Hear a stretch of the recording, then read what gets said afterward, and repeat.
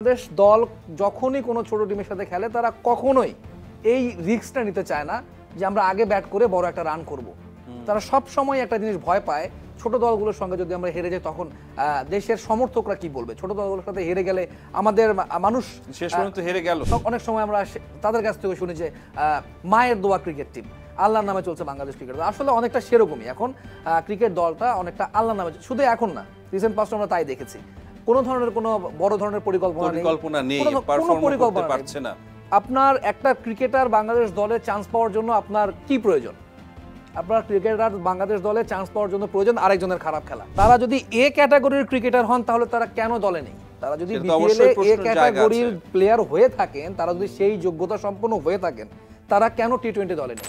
সিরিজের প্রথম টি-20তে আয়ারল্যান্ডের কাছে পাত্তাই পায়নি বাংলাদেশ দল, এবং বাংলাদেশ দল এই ম্যাচটা যেভাবে হেরেছে তাতে দর্শকরা অনেক ক্ষুব্ধ হয়েছেন, তারা হতাশ হয়েছেন। এবং বাংলাদেশ আয়ারল্যান্ড সিরিজের প্রথম টি-20 নিয়ে কথা বলতে আমার সাথে রয়েছেন তৌহিদুল ইসলাম। তৌহিদ, আপনাকে স্বাগত জানাচ্ছি। বাংলাদেশের টার্গেট ছিল 182 রান এবং বাংলাদেশ দল পাওয়ার প্লেতে 4টা উইকেট হারিয়ে ফেলেছে। এখানে কি বাংলাদেশ ম্যাচটা হেরে গিয়েছে? অ্যাবসলিউটলি রাইট আপনি। বাংলাদেশে যদি আমরা ম্যাচ হারের প্রথম কারণটা বলি তাহলে টপ অর্ডারের কলাপস করা। যদিও এই ঘটনাটা নতুন না আমাদের সামনে, বা এই ঘটনাটা এখন প্রথমবারের মতো ঘটছে তাও না, আমরা ঘুরে ফিরে বারবারই ঘটছে এবং আমরা দেখতে দেখতে এটা অভ্যস্ত।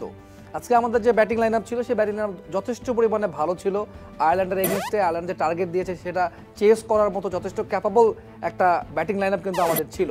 শুরু থেকে যদি আপনি আসেন, একদম শুরুতে বাংলাদেশ দল যখন ব্যাট করছে তানজিদ হাসান তামিম, তাকে আপনি দোষ দিতে পারবেন না, কারণ তানজিদ হাসান তামিমের যদি আপনি রিসেন্ট পাস্টের ইনিংসগুলো দেখেন, সে ধারাবাহিকভাবে রানের মধ্যেই ছিল। শেষ কয়েকটা ইনিংসে সে ধারাবাহিকভাবে একদম রানের মধ্যে। এবং আজকে তিনি যে শটটা খেলতে গিয়ে আউট হয়েছেন, শটটা ব্যাট এবং বলের জায়গাটা যেটা কানেকশনটা সেটা ঠিকভাবে হয়নি, ক্যাচ উঠে গেছে। কিন্তু এর পরে যদি আপনি আসেন, পারভেজ হোসেন ইমনের কথা যদি বলেন, পরের তিনজনের কথা যদি আপনি বলেন, পারভেজ হোসেন ইমন, লিটন কুমার দাস, সাইফ হাসানের বেলায়ও বলবো সে হয়তো বলটা বুঝতে পারেনি, একটা ইনসুইং একটা বল ছিল এবং সেটা অনেকটা এয়ার সুইং করে ভেতরের দিকে আসছিল, সেও বুঝতে পারেনি। কিন্তু লিটন কুমার দাস এবং পারভেজ হোসেন ইমন এই দুইজনের উইকেট দুটো ছিল খুবই দৃষ্টিকটু।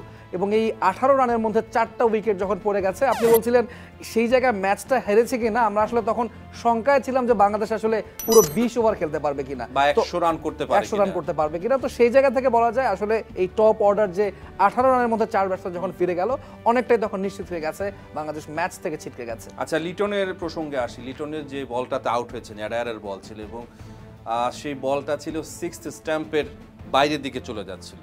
তখনই তিনি হাফ হার্টেড স্কোয়ার কাট করতে গেছেন এবং সহজ ক্যাচ দিয়েছেন। একরকম তিনি উইকেটটা আসলে গিফট করেছেন আয়ারল্যান্ডকে। লিটনের উইকেটটা দেখে আসলে তখন বোঝা যাচ্ছিল যে লিটন আসলে শটটা, আপনি যেটা বললেন হাফ হার্টেড, শটটা খেলবেন কি খেলবেন না, বলটা ছাড়বেন নাকি ছাড়বেন না, এরকম একটা কিন্তু দোটানার মধ্যে তিনি ছিলেন। এবং শেষ মুহূর্তে গিয়ে কিন্তু ব্যাটটা চালিয়েছেন এবং খুব স্বাভাবিকভাবে এইরকম শট যখন কোনো ব্যাটসম্যান খেলে সেখানে আউটের সম্ভাবনা আপনার 85% চলে আসে, যে আপনি শট খেলবেন নাকি খেলবেন না, ছাড়বেন নাকি ছাড়বেন না। বলটা ছেড়ে দিলে ওয়াইডও হতে পারতো, এমন একটা পজিশনের মধ্যে বলটা ছিল, হয়তো ওয়াইড হতো না, একটু ভিতর দিয়ে থাকতো, কিন্তু সে হয়তো সেই জিনিসটা অ্যাজিউম করতে একটু দেরি করে ফেলেছেন। ওয়াইড হবে নাকি হবে না, আমি খেলবো নাকি খেলবো না, এই দোটানার কারণে তার শটটা ছিল একদমই লেজি একটা শটও আমরা বলতে পারি, কন্ট্রোল ছিল না এবং অনেক পরে তিনি ব্যাটটা চালিয়েছেন। তার উইকেটটা আসলে তিনি একদম বিলিয়ে দিয়ে এসেছেন বলা যায়। তাহিদ, লিটনের প্রসঙ্গে আসছে আবারও। লিটন এই ম্যাচের আগে একটা দ্বন্দ্ব তৈরি হয়েছে তার সাথে প্রধান নির্বাচকের। তিনি প্রেস কনফারেন্সে মুখ খুলেছেন এবং তিনি বলেছেন যে দল নির্বাচনে তার কথা নাকি শোনা হয়নি। সেখানে আবার প্রধান নির্বাচক তিনি জবাব দিয়েছেন। তো এই ম্যাচে আসলে তার ব্যাক অফ দ্য মাইন্ডে এই বিষয়টা কাজ করেছে কিনা? এই বিষয়টা বলার আগে তার আগে ছোট্ট করে একটু আমি বলি, এর আগে যদি আপনি লিটনের লাস্ট 5 ইনিংস দেখেন, কোনো 50 নেই। তার সর্বোচ্চ রান ছিল 5 ইনিংসের মধ্যে, 5 ইনিংসে তিনি 58 রান করেছেন। ম্যাক্সিমাম ছিল তার রান, হাইয়েস্ট স্কোর 23 রান। আসলে সে কিন্তু ফর্মেও নেই, শুধু যে ব্যাক অফ দ্য মাইন্ড অন্য কিছু কাজ করছে কিনা সে বিষয়ে পরে আসছি। যদি আমরা ফর্মটা দেখি রিসেন্ট পাস্টে, সে কিন্তু ফর্মেও নেই। আজকে একটা ভালো সুযোগ ছিল তার সামনে, প্রতিপক্ষ যখন আয়ারল্যান্ড, টার্গেটটা বড় থাকলে যে সুবিধাটা, একটা সুবিধা কিন্তু পাওয়াই যায়। আমাদের ব্যাটসম্যানরা যারা ব্যাটিং করবে সেকেন্ড ইনিংসে চেস করার জন্য, তারা কিন্তু একটা বড় রান করারও সুযোগ পায়। একটা চাপের মধ্যে থেকে সেই চাপের মধ্যে থেকে রান করার একটা সুযোগ, এটা কিন্তু খুব বড় একটা সুযোগ। আপনি অনেক সময় দেখবেন ছোট ছোট টিমগুলোর সঙ্গে, ছোট টিম কাদেরকে বলছি আমরা, জিম্বাবুয়ে, তারাও এখন আসলে আমাদের চেয়ে বড় হয়ে গেছে যদি বলতে চাই বর্তমান যে প্রেক্ষাপট বাংলাদেশের। তারপর আমি রিসেন্ট পাস্টের কথা যদি বলি, এই দলগুলো হংকং, জিম্বাবুয়ে, এদের সাথে যদি আমরা খেলি, আমাদের কিন্তু টি-20 বিশ্বকাপে ইতালির সঙ্গে ম্যাচ আছে। এই ধরনের দলগুলোর সঙ্গে যখন আমরা খেলি, আমরা কিন্তু খুব বেশি টার্গেট আসলে পাই না। বাংলাদেশ কিন্তু সবসময় দেখবেন এই দলগুলোর সঙ্গে টস জিতে ফিল্ডিং নেয়। এটার কারণটা কি? এটার কারণ বাংলাদেশ টস জিতে, বাংলাদেশ দল যখনই কোনো ছোট টিমের সাথে খেলে, তারা কখনোই এই রিস্কটা নিতে চায় না যে আমরা আগে ব্যাট করে বড় একটা রান করব। তারা সব সময় একটা জিনিস ভয় পায়, ছোট দলগুলোর সঙ্গে যদি আমরা হেরে যাই তখন দেশের সমর্থকরা কি বলবে। ছোট দলগুলোর সাথে হেরে গেলে আমাদের মানুষ শেষ পর্যন্ত হেরে যায়, কিন্তু শেষ পর্যন্ত হেরে যায়। কিন্তু আমরা কখনোই দেখিনি যে আমরা বিশ্বকাপ টি-20-র আগে আমরা একটা প্রস্তুতি ম্যাচ খেলছিলাম, এটা প্রস্তুতিমূলক সিরিজ, সেখানেও আমরা টস জিতে ব্যাটিং নেওয়ার সাহস করিনি। এটা কিন্তু হাস্যকর। আমরা যদি টস জিতে ব্যাটিং নাই নেই, যদি আমরা 200 রানের স্কোর নাই করতে পারি, তাহলে টি-20 ওয়ার্ল্ড কাপে পিচ ছিল আজকে তো চট্টগ্রামের সবসময় কিন্তু ব্যাটসম্যানদের সহায়ক উইকেট হয়ে থাকে। আমরা খুব বেশি স্পোর্টিং উইকেট না দেখলেও অন্ততপক্ষে ব্যাটসম্যানদের সহায়ক উইকেট চট্টগ্রামে আমরা পাই। তো বাংলাদেশ কখনোই আমরা দেখি না, আজকেও কিন্তু বাংলাদেশ টস জিতছে, টস জিতে ব্যাটিং নেওয়ার তারা সাহসটা দেখায়নি এবং শেষ পর্যন্ত কি হলো, বাংলাদেশ কিন্তু হেরেই গেল। তো যেটা বলছিলাম লিটনের কথা, যে লিটন দাস কখনোই আপনি দেখবেন না যে চাপের মধ্যে থেকে খুব ভালো করছে, আন্ডার প্রেসার ভালো করতে পারছে না। এটার মূল কারণটা হচ্ছে আমরা কখনোই আসলে রিস্কটা আমরা নেই নাই। আমরা যদি আগে থেকে এই জিনিসটাতে ক্রিকেটারদেরকে অভ্যস্ত করতে পারতাম, বড় কোনো টুর্নামেন্টে যাওয়ার আগে আমরা প্রস্তুতি স্বরূপ অনেক ম্যাচ খেলি, চেক ইট আউট, দেখো কি হয়। আমরা কিন্তু আগে টস জিতে ব্যাটিং করতেই পারতাম না। আমরা দেখবেন সব সময়, ইভেন আফগানিস্তানের সঙ্গে যখন আমরা প্রস্তুতি খেললাম, হংকং এর সাথে আমরা কিছু ম্যাচ খেললাম, তখনও গিয়ে আমরা কিন্তু আসলে টস জিতে ব্যাটিং নেওয়ার সাহসটা তাদেরকে করতে দেখিনি। অথচ ততক্ষণ তাদের সামনে একটা সুযোগ ছিল যে তারা যদি টস জিতে ব্যাট নিত এবং যাচাই করে নেয়, নিজেদের সামর্থ্যটা জেনে নেয়, 200 রানের একটা স্কোর যদি তারা পুশ করতে পারতো, নিজেদের সামর্থ্যটা আসলে কতটুকু, তারা ম্যাক্সিমাম কোন লেভেল পর্যন্ত যেতে পারে, সেটাও কিন্তু তারা একটা তাদের যে সক্ষমতা সেটা যাচাই করার সুযোগ থাকতো, কখনোই করতো না। ঘুরে যদি লিটনের ক্ষেত্রে আসে, এই লিটনের আপনার রিসেন্ট পাস্টে কোনো বড় ইনিংস নেই, সবকিছু মিলিয়ে সে একদম পুরো আউট অফ ফর্ম। তার উপর যেটা আপনি বলছেন যে ব্যাক অফ দ্য মাইন্ড, যে প্রধান নির্বাচকের সঙ্গে যে একটা দ্বন্দ্ব, যদিও তারা মুখোমুখি কথা বলেননি, লিটন কথা বলেছে একভাবে, তিনি কথা বলেছেন আরেক জায়গায়, সে তার মতো করে বিবৃতি দিয়েছেন। এটা আসলে কতটুকু সত্য, এটা দুজন আসলে মুখোমুখি না হলে বোঝা যাবে না। তবে আপনি যদি খেয়াল করেন রহমান পেয়ার, একটা বিষয় আপনি দেখবেন, যত ধরনের বড় টুর্নামেন্ট হয়, বড় কোনো সিরিজ হয়, যদিও এটা কোনো বড় সিরিজ না, বাট বড় কোনো সিরিজ, বড় কোনো টুর্নামেন্ট, বাংলাদেশ দলের মাঠের বাইরে কিছু না কিছু ঘটবেই, হয় কেউ অবসর, মাঠের বাইরের জিনিসগুলোকে ম্যাচে নিয়ে আসবে, থাকবেই। এটা আপনি দেখবেন যে কোনো বড় টুর্নামেন্টের আগে হয় কেউ অবসর নিচ্ছে ওয়ার্ল্ড কাপের আগে, হয়তোবা কাউকে নিয়ে নতুন করে বিতর্ক শুরু হয়েছে, এবং সিরিজের মাঝপথে অবসর নিয়ে নিল, সিরিজের মাঝপথে একদম একটা সিরিজ চলাকালীন। এটা কিন্তু আসলে অপেশাদারিত্ব আপনি বলতেই পারেন, কিন্তু সেই বিষয়গুলো কিন্তু অবশ্যই, আপনি কিন্তু দিন শেষে রক্তে মাংসে করা একজন মানুষ, ইমোশন আপনারও আছে, অবশ্যই আপনি মাঠের এই বাইরের বিষয়গুলো আপনার মাঠে প্রভাব ফেলতে বাধ্য। আপনি যতই বলেন না কেন আমরা পেশাদার ক্রিকেটার, পেশাদার ফুটবলার, মাঠের বাইরের বিষয়গুলো আমরা মাঠের মধ্যে নিয়ে আসি না। যদি হয়ে থাকে, তাহলে যে সামান্য ফেসবুকে বা সামাজিক যোগাযোগ মাধ্যমে যে ফ্যানরা কটূক্তি করে থাকেন, এগুলো নিয়েও কিন্তু আমরা ক্রিকেটারদেরকে বিভিন্ন সময় স্ট্যাটাস দিতে দেখি, তারা নিজেরাই দিয়ে থাকেন, তাদের পেজে তারা দিয়ে থাকেন। তাদের সহধর্মী নিয়ে আমরা দেখেছি বাংলাদেশে এই জিনিসটা খুব বেশি হয়, কালচারটা চলমান কালচার। তো তাদের যদি ওই জিনিসটা প্রভাব নাই ফেলবে, তারা নিশ্চয়ই তাহলে তারা সেখানে সেটার উত্তর দিত না। কটূক্তি হয় না কাকে নিয়ে, সবাইকে নিয়ে হয়। ইন্ডিয়ান কোনো ক্রিকেটারকে কিন্তু আপনি দেখবেন না কটূক্তির জবাব সামাজিক যোগাযোগ মাধ্যমে দিতে, তারা পারফর্ম করে। আপনি অস্ট্রেলিয়ার কোনো ক্রিকেটারকে দেখবেন না, তাদেরকে নিয়ে কি সমালোচনা হয় না? আমাদের বাংলাদেশের ইতিহাসে আপনি কখনো দেখেছেন ক্রিকেট খেলা নিয়ে কারো বাড়ি পুড়ে দেওয়া হয়েছে? আমাদের পার্শ্ববর্তী দেশ ভারতে কিন্তু তাই হয়, রাইট? এমনটা হয়েছে, আমরা দেখেছি। বাড়ির মধ্যে পাকিস্তানেও হয়ে থাকে, আগুন দিয়ে দিয়েছে বাড়ির মধ্যে, তারপরে কিন্তু তারা কখনো সামাজিক যোগাযোগ মাধ্যমে। 1996 সালের বিশ্বকাপের পর পাকিস্তান যখন ভারতের কাছে হেরে গেল কোয়ার্টার ফাইনালে, তখন ওয়াসিম আকরামকে তার বাড়ি থেকে ফোন করে বলা হয়েছে যে তুমি এখন আপাতত পাকিস্তানে এসো না, তুমি অন্য কোনো জায়গায় চলে যাও, দেশে আসতে বারণ করা হয়েছে। তো সেইখানে ক্রেজটা কি পর্যায়ে চলে যায় এবং মানুষ কতটা উগ্র হলে এরকম আচরণ করতে পারে, সেখানে কিন্তু বাংলাদেশের ক্রিকেটারদের সাথে এমন কখনোই করা হয় না। তারপরও কিন্তু তারা ফেসবুকে লেখে, মানে তার প্রভাবটা তাদের মধ্যে পড়ে। তো অবশ্যই এই যে আমাদের গাজী আশরাফ হোসেন লিবু, বিশেষ করে শামীম পাটোয়ারিকে নিয়ে যে বিষয়টা ঘটেছে, আমাদের একজন সাংবাদিকেরই প্রশ্ন ছিল যে শামীম পাটোয়ারি কেন দলে নেই বা কি বিষয়টা কি। তিনি স্পেসিফিকভাবে কোশ্চেন করেছিলেন যে একজন লেফট হ্যান্ডেড ব্যাটসম্যান কি প্রয়োজন ছিল না, এবং লিটন সরাসরি উত্তরটা দিয়েছিলেন যে আপনার মাথায় যে প্রশ্নটা এসেছে এই প্রশ্নটা আমাদের নির্বাচক প্যানেল থেকে টিম ম্যানেজমেন্টের মাথায় আসলে আরো ভালো হতো। তার মানে কি বিষয়টা সে জানতো, বুঝতো এবং সেটা বুঝে কিন্তু সে খোঁচা দিয়ে কথাটা বলেছে। এবং তার পরবর্তীতে আমাদেরই সহকর্মী রেদওয়ান শাওন তিনি কিন্তু সকালবেলায় লিপু ভাইয়ের একটা ফোন কলে বিষয়টা ক্লিয়ার করেছিল যে লিপু ভাই জানিয়েছিলেন, আমরা লিটনের সঙ্গে এটা নিয়ে সংক্ষিপ্ত আলোচনা করেছিলাম এবং পরবর্তীতে সে একটা ভিডিও বার্তায় বিবৃতিও দিলেন যে সে কথা বলেছেন। অবশ্যই এটার প্রভাব মাঠের মধ্যে পড়বে। আপনাকে আমি একটা বিষয় আপনার কাছে ছোট্ট করে জানতে চাইবো, টিম ম্যানেজমেন্টের বিষয়, প্রধান নির্বাচকের বিষয়, দল নির্বাচনের বিষয়, এখানে ছোট করে আলোচনা কেন হবে? গুরুত্বপূর্ণ বিষয়, সংক্ষিপ্ত আলোচনা কেন হবে? সংক্ষিপ্ত আলোচনার তো আসলে কোনো সুযোগ নেই, কিন্তু সেটাই তো হয়ে আসছে। আমরা দেখছি বাংলাদেশে একটা দলের মধ্যে একটা প্লেয়ারকে আপনি ইনক্লুড করবেন কি করবেন না, রাখবেন কি রাখবেন না, এটার পক্ষে আপনার যুক্তি থাকবে। আপনার ক্যাপ্টেন আপনার সাথে সেই যুক্তি খণ্ডন করবেন, তার দিক থেকে সে যুক্তি দিবেন, একটা হেলদি আলোচনা হবে। তারপরে না আপনি কাউকে বাদ দিবেন বা কাউকে ইনক্লুড করবেন, পরিকল্পনা হবে কেন প্রয়োজনে প্লেয়ারটাকে আমার কেন দরকার বা কেন দরকার নেই। সেখানে আপনার ক্রিকেট অপস আছে, যদি আপনি চান আপনি তাহলে ক্রিকেট অপারেশনসের এইখানে হস্তক্ষেপ কামনা করতে পারেন যে নির্বাচকের এই বিষয়টা যাচ্ছে না বা আমার হচ্ছে না, বা ক্যাপ্টেনের এই বিষয়টা নির্বাচকরা মেনে নিতে পারছেন না। আপনার তো ফুল একটা টিম আছে, আপনি ক্রিকেট অপসকে নিয়ে বসুন, আপনি কথা বলুন। সংক্ষিপ্ত আলোচনা কেন হবে এবং সেটা নিয়ে কেন একটা বাক বিতণ্ডার তৈরি হবে? ক্যাপ্টেন এক রকমের কথা বলবেন, আবার নির্বাচক আরেক রকমের কথা বলবেন। একজন বলছেন আমি জানি না, আরেকজন বলছে আমি জানিয়েছি। সংক্ষিপ্ত আলোচনা হয়েছে এখানে, মানে এতে বোঝা যায় যে সমন্বয়হীনতা রয়েছে, পুরোটাই সমন্বয়হীনতা। মানে ফ্যানরা সামাজিক যোগাযোগ মাধ্যমে, আমরা যে বারবারই বলে থাকি যে বাংলাদেশের ক্রিকেট সিস্টেমে কোথাও সমস্যা রয়েছে, কোথাও না কোথাও সমস্যা, অবশ্যই সমস্যা রয়েছে। সমস্যা যদি নাই থাকতো আপনি কখনোই বাংলাদেশ দলের অবস্থা এমন হতো না। আপনার পাইপলাইনে ক্রিকেটার নাই, আপনার রুট লেভেল থেকে ক্রিকেটার তুলে আনার কোনো সেরকম কোনো মাপকাঠি বা কোনো মানদণ্ড নেই। আমরা যে ঘরোয়া লিগগুলো করছেন তার মধ্যে কোনো সমন্বয় নেই। সবকিছু মিলে একটা যেটা বলছিলাম যে ফ্যানরা যেটা বলে থাকেন, সামাজিক যোগাযোগ মাধ্যমে লিখে থাকেন, আমরা যখন ইন্টারভিউ করতে যাই অনেক সময় আমরা তাদের কাছ থেকে শুনি যে মায়ের দোয়া ক্রিকেট টিম, আল্লাহর নামে চলছে বাংলাদেশ ক্রিকেট। আসলে অনেকটা সেরকমই এখন ক্রিকেট দলটা অনেকটা আল্লাহর নামে, শুধু এখন না, রিসেন্ট পাস্ট আমরা তাই দেখেছি। কোনো ধরনের কোনো বড় ধরনের পরিকল্পনা নেই, কোনো পরিকল্পনা পারছে না। আপনার একটা ক্রিকেটার বাংলাদেশ দলে চান্স পাওয়ার জন্য আপনার কি প্রয়োজন? আপনার ক্রিকেটার বাংলাদেশ দলে চান্স পাওয়ার জন্য প্রয়োজন আরেকজনের খারাপ খেলা। আমার পারফরম্যান্সের প্রয়োজন নেই। আমি যদি ক্রিকেট দলে খেলতে চাই আমি শুধু দোয়া করব আমার জায়গায় যে ক্রিকেটারটা খেলে তারাও নিজেরাও এখন দোয়া করছে। তাই কিন্তু হচ্ছে। আপনি দেখেন কোন কোন পারফরম্যান্সের ভিত্তিতে আপনি কাকে কাকে দলে নিচ্ছেন। আপনার দেশের সবচেয়ে বড় টুর্নামেন্ট হচ্ছে ফ্র্যাঞ্চাইজি ক্রিকেট লিগ, বিপিএল। সেই বিপিএলে আপনি কোন ক্যাটাগরিতে কাকে রাখছেন? এবং মেহেদী হাসান মিরাজ তাকে এই ক্যাটাগরিতে রেখেছেন, যার জায়গা বাংলাদেশ জাতীয় টি-20 দলে তিনি নেই। নাইম শেখ তিনিও নেই। তারা যদি এ ক্যাটাগরির ক্রিকেটার হন তাহলে তারা কেন দলে নেই? তারা যদি বিপিএলে এ ক্যাটাগরির প্লেয়ার হয়ে থাকেন, তারা যদি সেই যোগ্যতা সম্পন্ন হয়ে থাকেন, তারা কেন টি-20 দলে নেই? জায়গা কেন পাচ্ছে না?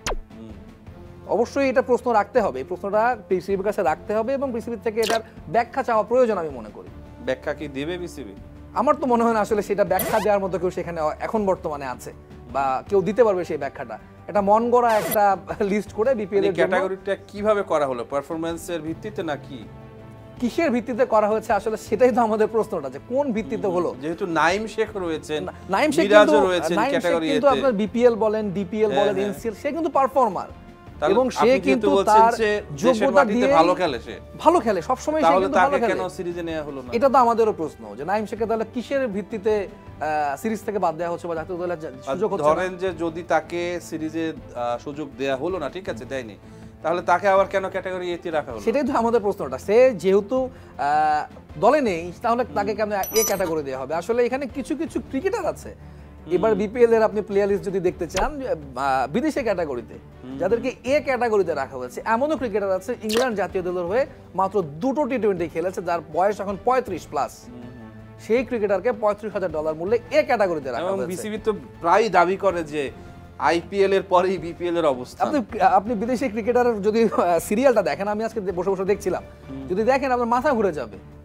একজন ক্রিকেটার, আমি নাম বলছি না, শ্রীলঙ্কান ক্রিকেটার, 36 বছর বয়স, সে শ্রীলঙ্কার জাতীয় দলে খেলেছে 8টা টি-20, 8 ম্যাচে 2টো উইকেট নিয়েছে। সে একজন বোলার, 8টা টি-20 খেলে স্পিনার, সে 8টা ম্যাচ খেলে 2টো উইকেট নিয়েছে। তাকে 36 বছর তার অলরেডি বয়স হয়ে গেছে, সে আসলে বোলার হিসেবে খেলে। 8 ম্যাচে 43 রান তিনি করেননি। তাকে তো আমি ব্যাটসম্যান বলতে পারছি না। সে সাধারণত সে বোলিং কোটাই খেলছে, সে বোলার হিসেবে খেলছে, তার নামের পাশে লেখা আছে বোলার। কোন ক্যাটাগরিতে আছে? সে এ ক্যাটাগরিতে আছে, সবচেয়ে যেটা হাইয়েস্ট ক্যাটাগরি, সেখানে তাকে রাখা হয়েছে। আচ্ছা, এবং এটা নিয়ে আমরা সহকর্মীদের সাথে কথা বলছিলাম, আসলে কিভাবে এইসব ক্রিকেটারকে আনা হয়, শর্ট লিস্ট করা হলো। লিস্টটা আসলে কারা করেছে? আমাদের এই লিস্টটা তো সিলেক্টররা করেছে নাকি না? বিসিবি থেকেই করা হয়েছে। এই লিস্টটা আসলে কারা করছে এটা হয়তো বিপিএল গভর্নিং কাউন্সিলের যারা সদস্য তারাই করেছেন, এবং সেখানে এই ধরনের ক্রিকেটার নিয়ে আসার কারণে আসলে এই বিপিএল এর মানটা আমরা যেটা আপনি বলছেন তারা তো দাবি করে যে আইপিএল এর পরে আপনি আসলে যদি বাস্তবতা দেখেন, সব দিক থেকে ক্রিকেট খেলার মান যদি দেখেন, প্রোডাকশন যদি দেখে থাকেন, আমরা যারা টিভিতে খেলা দেখি, সবকিছু মিলে যদি আপনি দেখেন, আসলে নেপাল আমাদের থেকে এখন এগিয়ে। সেদিন আমি আমার সহকর্মী মাহবুব রিমন আমরা কথা বলছিলাম এবং দেখছিলাম নেপালে কিন্তু ব্রডকাস্টেরটা দুর্দান্ত। খেলার মান কোনটা? খেলার মান এবং ব্রডকাস্ট দুইটাই। খেলার যে মান, যে ক্রিকেটাররা খেলছেন এবং খেলার যে আমরা টেলিভিশনে দেখছি, আপনার কোনো অংশে দেখে মনে হবে না যে নেপালের লিগ, ওদের মাঠই মনে হয় একটা কি দুইটা, কিন্তু দুর্দান্ত একটা লিগ আয়োজন করেছে নেপাল, যারা কিনা ক্রিকেটে হাঁটি হাঁটি পা পা করে সবে মাত্র দাঁড়ানোর চেষ্টা করছে। একসময় হয়তো দাঁড়িয়েও যাবে। আমরা 26 বছর থেকে ক্রিকেট খেলছি, এখন আমি যদি 26 বছর না আর অনেক বছর, 25 বছর হয়ে গেল টেস্ট স্ট্যাটাস পাবো, মানে আইসিসির একদম পূর্ণ সদস্যপদ লাভ করার পর থেকে।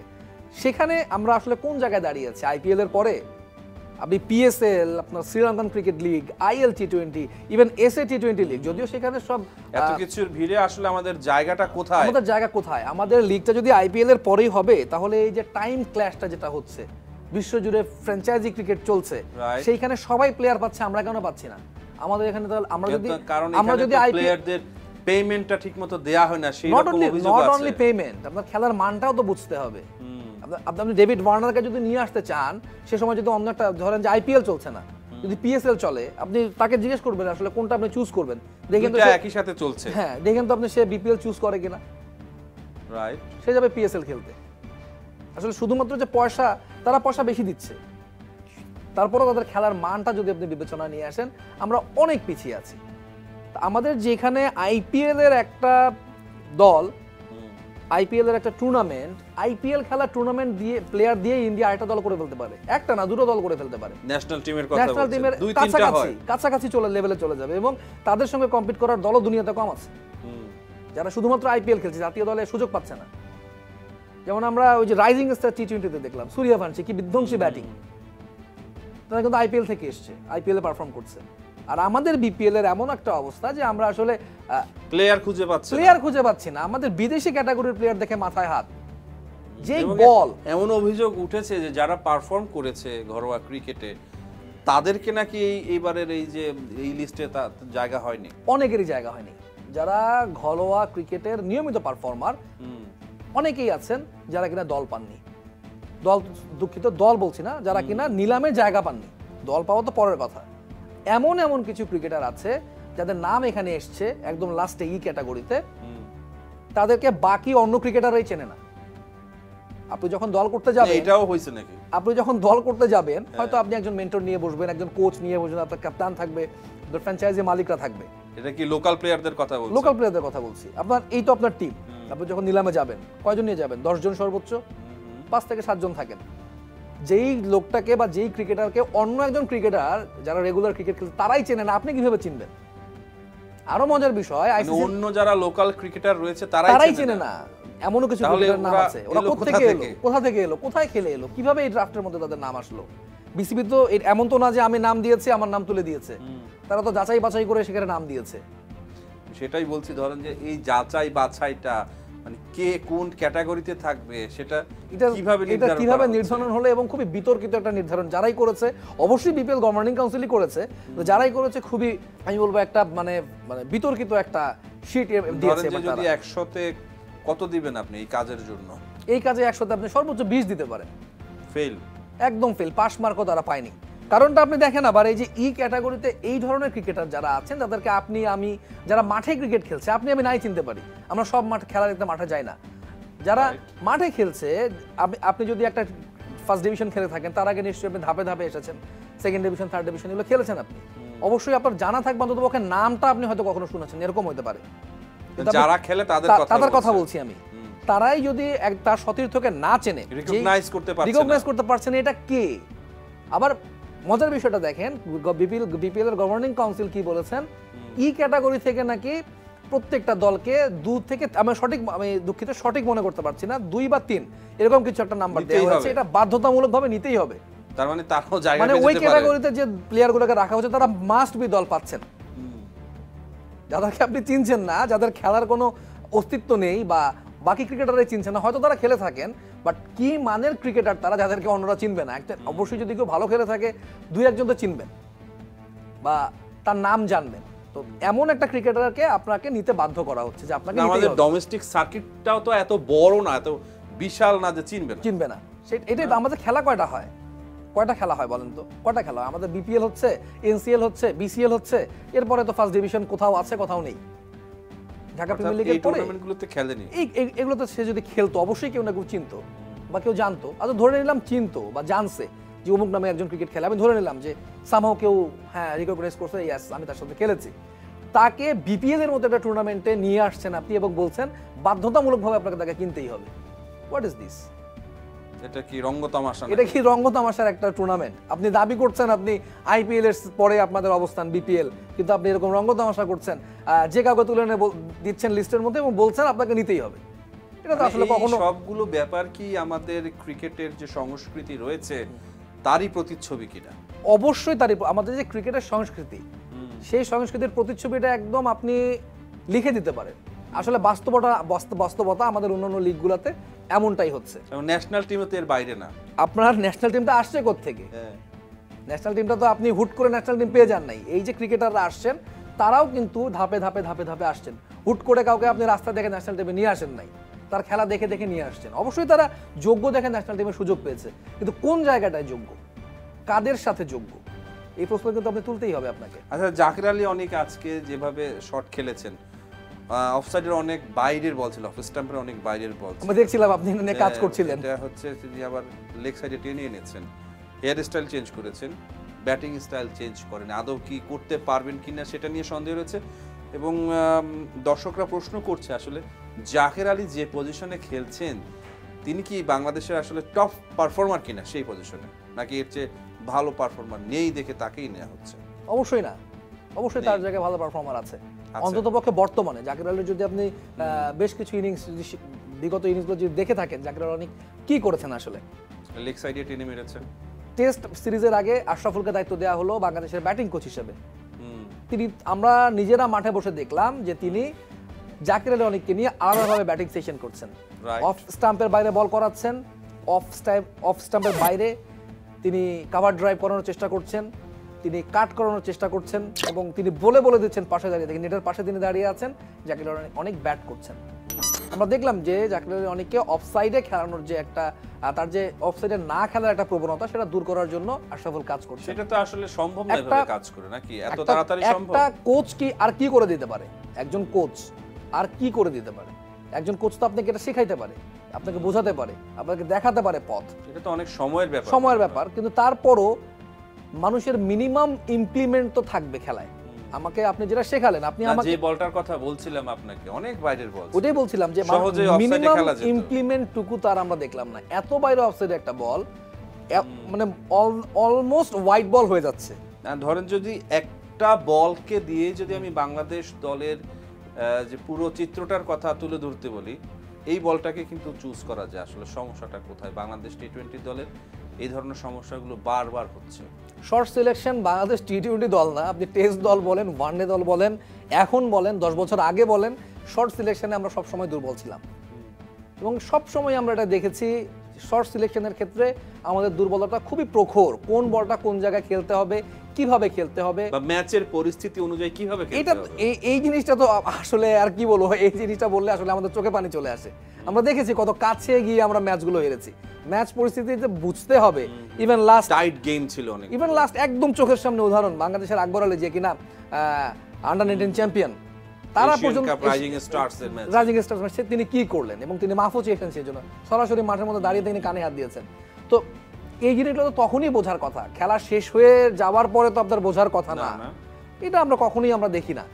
উল্টাপাল্টা শট খেলে আউট হচ্ছি, আমাদের 20 বলে 30 রান দরকার এবং কখনো 40 বলে 50 রান দরকার। এমন কিছু তো দেখতে পাচ্ছেন না, আসলে দেখতে পাবেন না তো। আপনি আপনার জিততে 1 রান লাগে, 1 রান আপনার রাব্বি নেমে 6 মারছে। 1 রানের জায়গায় আপনি 6 মারার প্রয়োজনটা কি? 6 মারতে গিয়ে আউট হয়ে গেল। ইয়াসির রাব্বির কথা বলছি আমি। রাব্বির নেমে 6 মারতে গিয়ে আউট হয়ে গেল। সে তো জাতীয় দলের প্রতিনিধিত্ব করেছে। এবং এটা তো আমাদের সিস্টেমের অংশ। এটা বাস্তব চিত্র। এই জাকের আলী অনিকের মতোই আমাদের বর্তমানে অবস্থা, ইয়াসির আলী রাব্বির মতোই আমাদের দলটার বর্তমান অবস্থা। সেই জায়গায় তাওহিদ হৃদয় তিনি আজকে বেশ ভালো খেলেছেন। তাওহিদ হৃদয়কে নিয়ে অনেক ধরনের সমালোচনা ছিল। সে একটা ইনজুরির মধ্যেও ছিল মাঝখানে, এবং তারপরে কিন্তু তিনি রানে খুব একটা বেশি রান পাচ্ছিলেন না, বাট তার যে কামব্যাক একটা দরকার ছিল সেটা আজকে দারুণভাবে হয়েছে। তিনি দেখিয়েছেন যে এই উইকেটে দাঁড়িয়ে থাকলে রান করা সম্ভব, যেটা কিনা আমাদের আগের ব্যাটসম্যানগুলো পারেননি। আমাদের প্রথম 4 জন ব্যাটার 10 রান করেছেন, শরীফুল করেছেন 12, মানে 4 জনের চেয়ে বেশি রান করেছেন শরীফুল একাই, যে কিনা ব্যাটসম্যান না, কখনো ব্যাট প্র্যাকটিসও আমরা তাকে খুব বেশি করতে দেখি না। সেটা হয়ে যেতে পারে, ফ্লুক আপনি বলতে পারেন, ব্যাটে লেগেছে, রান হয়েছে, তারপরে তো করেছেন। জাকির আলী অনেক যে সময়টা ব্যাট করছিলেন তাহিদ হৃদয়ের সঙ্গে, জাকির আলী 4 জন ব্যাটসম্যান যদি আপনারা ধরেন যে 10 রান করে, সেই ম্যাচ জেতা তো আসলে অনেক টাফ। ওই তো বললাম, তখনই আমরা তো ম্যাচ জেতার কথা আমরা ভুলে গেছি। আমরা চিন্তা করছিলাম 100 করতে পারবে কিনা, 20 ওভার ব্যাটিং করে তারা শেষ করতে পারবে কিনা, তখন আমরা সেটা ভাবছিলাম। যখন আপনার 18 রানের মধ্যে 4 উইকেট চলে যায়, যে দেখা গেল আয়ারল্যান্ডের সঙ্গে আমরা 20 ওভারও খেলতে পারলাম না, এর চেয়ে লজ্জার কি আছে? আর এমনিতে তো লজ্জারই বলা যায়। 39 রানে হারলাম আমরা, অবশ্যই এটা লজ্জারই একটা। আয়ারল্যান্ড 11 নম্বরে আছে, বাংলাদেশ 9 আছে। আসলে বাংলাদেশ টি-20 ক্রিকেটে বাংলাদেশ এখন কোথায় অবস্থান করছে? ওয়েস্ট ইন্ডিজের এগেইনস্টে বাংলাদেশ সিরিজটা হারলো 3-0 ব্যবধানে। সামনে বাংলাদেশের টি-20 বিশ্বকাপে খেলবে, সেইখানে আপনি আসার জায়গা আসলে কতটুকু দেখছেন? আমি খুবই আশাবাদী বাংলাদেশ ইতালিকে হারাতে পারবে। ইতালিকে হারাতে, এটাই আমার কাছে সর্বোচ্চ দৌড় মনে হয়। এবং বাংলাদেশের গ্রুপে আরো 2টা সাবেক বিশ্ব চ্যাম্পিয়ন দল আছে, ওয়েস্ট ইন্ডিজ এবং ইংল্যান্ড। আমি কোনোভাবেই বিশ্বাস করতে চাই না, বিশ্বাস করি না, এবং আমি আমাকে সান্ত্বনা দিতে চাই না যে বাংলাদেশ তাদের সঙ্গে জিতবে। আমি খুবই আশাবাদী আমরা ইতালিকে হারাবো। আমি এটা নিয়ে খুশি থাকতে চাই, কারণ বাংলাদেশ কি সুপার 8 এ যেতে পারবে? কি আমি মনে হয় আপনার? সম্ভাবনা খুব কম দেখছি। আমি খুবই সম্ভাবনা কম দেখছি, কারণ এই সব জায়গায় বড় টুর্নামেন্টে আপনার ধারাবাহিক পারফর্মার দরকার। টি-20 ক্রিকেটে প্রত্যেকদিন সবাই ভালো করবে না, কিন্তু দলের একটা টিমে তো ধারাবাহিকতা থাকতে হবে। এখন স্টারের একটা শূন্যতা চলছে, মানে ধরেন যে যার খেলা দেখার জন্য দর্শকরা মাঠে যাবে এমন তারকা কিন্তু নেই। তার প্রতিফলন তো আপনি দেখতেই পাচ্ছেন মাঠে। হার্ডলি আজকে 1000 মানুষও গেছে কিনা সন্দেহ, পুরো স্টেডিয়াম খালি। আমাদের রিপোর্টার রেদন শাওন সেখানে আছেন, তিনি লাইভ করছিলেন, একদম ফাঁকা করছে পুরো। পতাকা যারা বিক্রি করতে এসছেন, একটা পতাকা তারা বিক্রি করতে পারেননি। হতাশা, চারিদিকে হতাশা। এটার কারণটা তো ভাই একটাই, আপনি যেটা বললেন যে স্টার, মানুষ তো একজন স্টারকে দেখার জন্যই যায়, দুজন স্টারকে দেখবে সেই জন্যই যায়। সবাই কিন্তু পুরো বাংলাদেশ দলের খেলা দেখতে যায় না, সবাই যায় তাদের যে ফ্যান বেজ, তারা যাকে ফলো করে, যাকে না এরকম বড় মাপের কোনো ক্রিকেটার তো নেই এখন, তো কেউই নেই। আমাদের যে মুস্তাফিজকে ধরা যায়, তিনি মানে ধরেন যে ওয়ার্ল্ড ক্লাস, সেটা ঠিক ওয়ার্ল্ড ক্লাস, কিন্তু সে কিন্তু বাংলাদেশ ক্রিকেটে কখনোই সেভাবে স্টার হয়ে উঠতে পারেননি। আপনি যত কিছু বলেন না কেন, সাকিব আল হাসান, তামিম ইকবাল, সেরকম বড় নাম, মাশরাফি বিন মুর্তজা, তাদের মতো নাম কিন্তু মুস্তাফিজ এখনো হয়ে উঠতে পারেননি। অথচ তাদেরকে ছাড়িয়ে যাওয়ার সুযোগ তার মধ্যে কিন্তু ছিল। মুস্তাফিজ যখন প্রথম আসলো, কাটার মাস্টার হিসেবে যখন নিজেকে প্রতিষ্ঠিত করলো, আইপিএল এ গেল, সেখানে পুরো ক্রিকেট বিশ্বকে চমকে দিল। আইপিএল এর মতো জায়গায় গিয়ে সে সেরা উদীয়মান পেসার হিসেবে সেখানে প্রথম সিজনে সে পুরস্কার পেল। তারপর থেকে মুস্তাফিজকে দেখেন আপনি, সেই জায়গা থেকে তার যে উন্নতি করার জায়গা, সেখানে না গিয়ে তিনি কিন্তু ঠিক ওই জায়গাটাতে এখনো আছেন।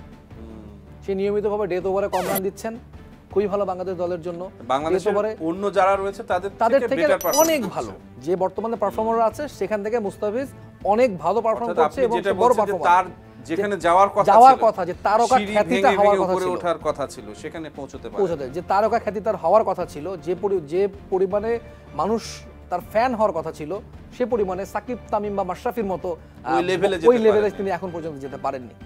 আচ্ছা তাওহিদ, বাংলাদেশ প্রথম ম্যাচটা হেরে গেল, আসলে দ্বিতীয় ম্যাচটা বাংলাদেশ অবশ্যই জিততে হবে যদি সিরিজ বাঁচাতে চায়। কি মনে হচ্ছে আপনার কাছে? দলের যদি এমন অবস্থা থাকে, আপনি যদি দলের মোরালিটির কথা বলেন, যদি আপনি দলের ইম্প্যাক্ট ইন্টেন্টের কথা বলে থাকেন, বোলাররা আজকে যে বল করেছে এই উইকেটে, মুস্তাফিজ ছাড়া দুইজন যে বোলিং করেছেন, পেসার শরীফুল ইসলাম, তানজিম সাকিব, দুজনই 10-এর উপরে তাদের ছিল ইকোনমি রেট।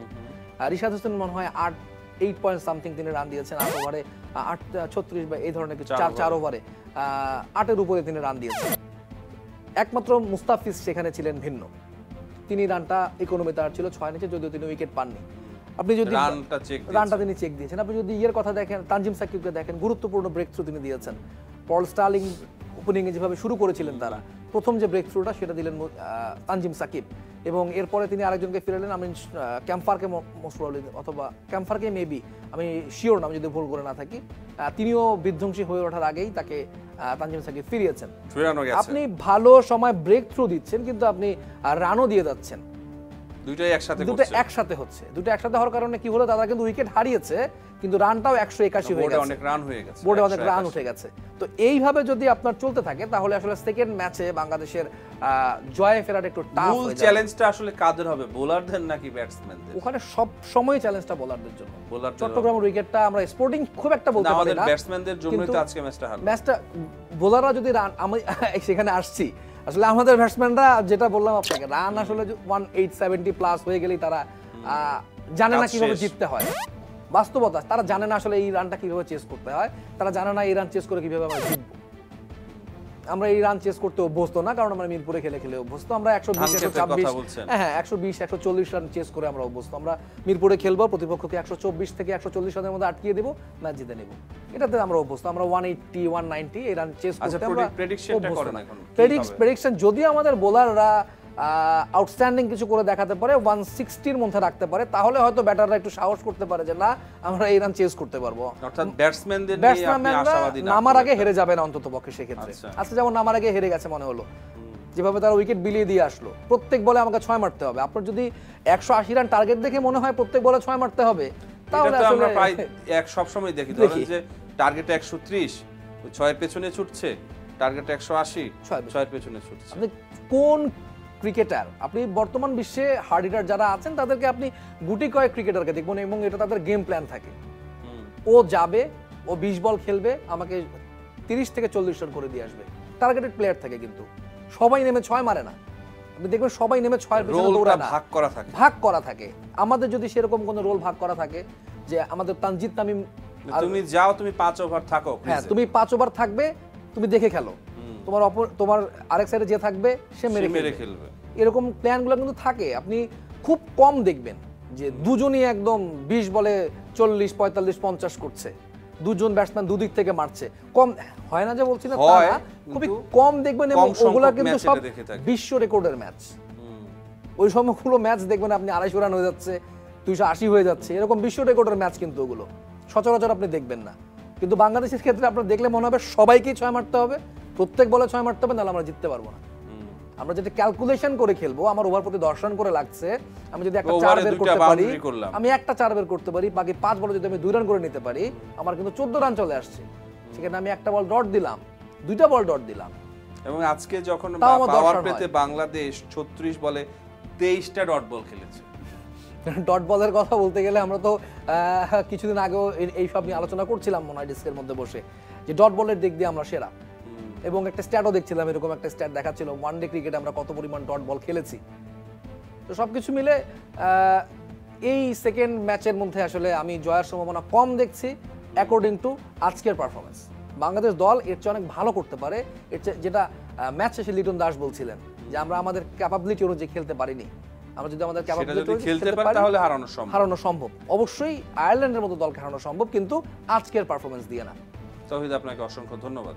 3 ম্যাচের টি-20 সিরিজে 1-0 ব্যবধানে পিছিয়ে গেছে বাংলাদেশ, এবং সিরিজের দ্বিতীয় টি-20 বাংলাদেশ দলের জন্য ডু অর ডাই। বাংলাদেশ কি পারবে আয়ারল্যান্ডকে হারিয়ে সিরিজে ফিরে আসতে? Rahman pair, star news.